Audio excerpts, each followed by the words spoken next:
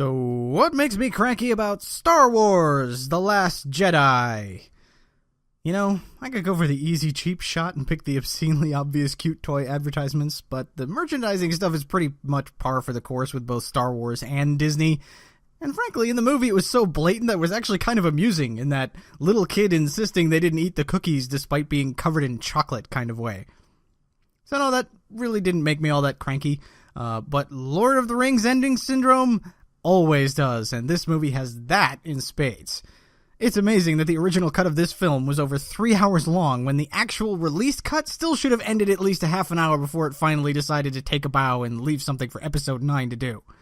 Say what you want about The Force Awakens, and I have said much about that, but since it was essentially just using the original Star Wars as a template, it at least had a structure that came to a natural conclusion.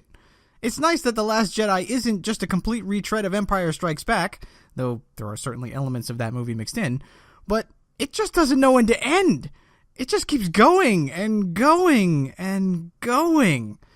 Instead of building to a resounding climax, you get a series of moments that are supposed to make you go wow for about an hour until it finally sputters and spasms itself out and rolls the credits.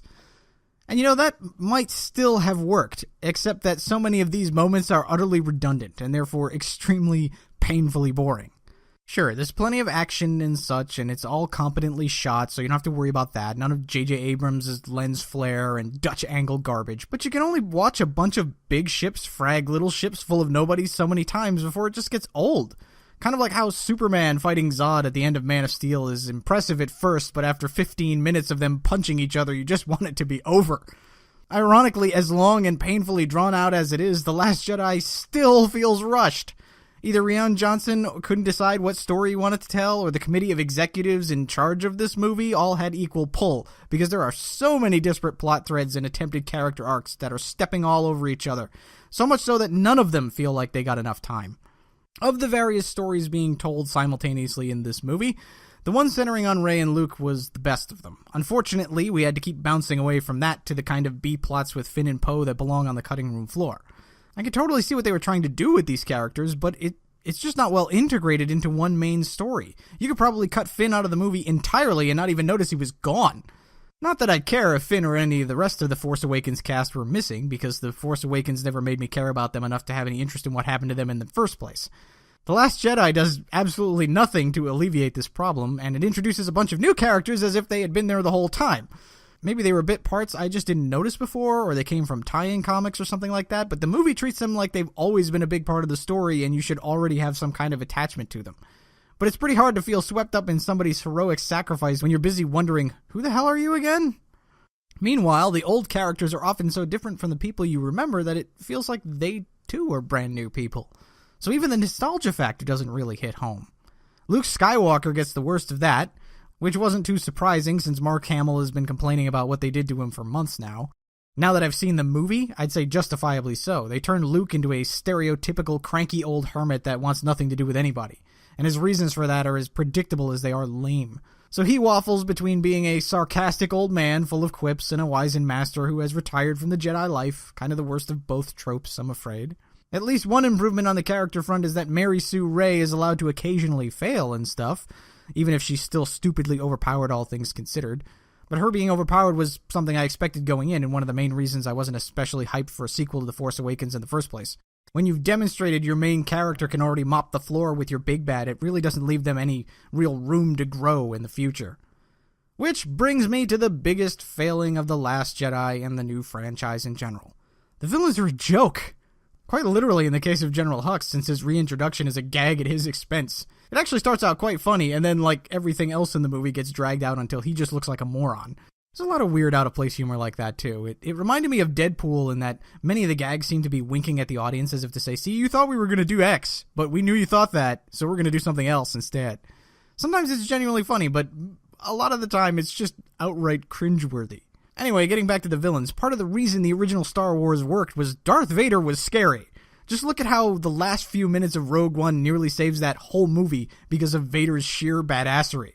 Even with the stormtroopers' aim, the Empire seemed like a legitimately powerful force, with an unstoppable killing machine that could choke people from across the room at its head, no less. The First Order, on the other hand, is a clown car led by a cartoon character and his crybaby apprentice with a bunch of chumps for henchmen. I mean, Kylo Ren had a pretty deep hole to crawl out of from Rey's utter humiliation of him in the last movie. And The Last Jedi makes the surprising choice of continuing to humiliate him instead. So Kylo Ren is basically just a child throwing a tantrum, and he's not powerful enough for that tantrum to be terrifying anyway, like the Twilight Zone kid who could make people disappear with a thought. I hope Snoke, at least, might turn out to be somebody interesting, but he's basically just a CGI Cobra Commander, complete with monologuing about how awesome and invincible he is. Oh, and if you were hoping for some redemption for Captain Phasma, yeah, you could forget about that too. That's not happening here. So, The Last Jedi is what it is.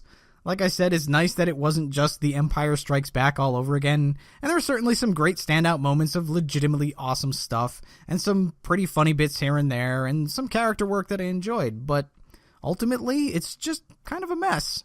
Not nearly as much of a mess as Justice League, but it really needed to be edited down to one cohesive narrative.